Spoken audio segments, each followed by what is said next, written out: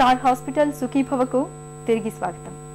ఇప్పుడు మీ ఆరోగ్య సమస్యలకు మా డాక్టర్లు అందించే సమాధానాల సమాహారం సమస్య సలహా మీకోసం.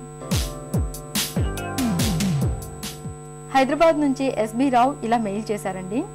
మా ఆవిడ వయసు 65 సంవత్సరాలు. 9 ఏళ్ల కిందట కాళ్లలో సిరలు ఉబ్బడంతో డాక్టర్లు కాళ్లకు స్టాకింగ్స్ వాడమని సూచించారు.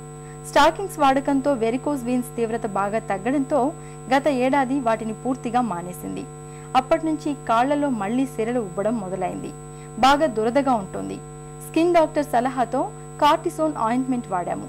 ఫలితం లేకపోగా కాళ్లపై పుండ్లు కూడా పడ్డాయి. ఈ పరిస్థితిలో మేమేం చేయాలి? వాటికి ఎలాంటి చికిత్స తీసుకోవాలి? మీ సలహా చెప్పండి అంటూ అడుగుతున్నారు.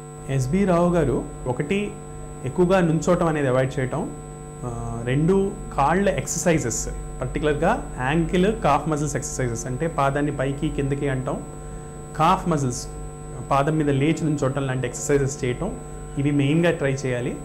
మూడోది, మీరు ఆల్రెడీ ఇంతకుముందే వాడారని చెప్తున్నారు, కంప్రెసివ్ స్టాకింగ్స్ అంటారు. అంటే గట్టిగా వాటిని నొక్కి పట్టేటువంటి సాక్స్ లాంటివి, కంప్రెసివ్ స్టాకింగ్స్ ట్రై చేయటం. కొత్తగా కొన్ని మెడిసిన్స్ ఉన్నాయి, టెంపరీగా వచ్చిన మెడిసిన్స్ ఉన్నాయి, అవి కూడా వాడి చూడొచ్చు మీరు.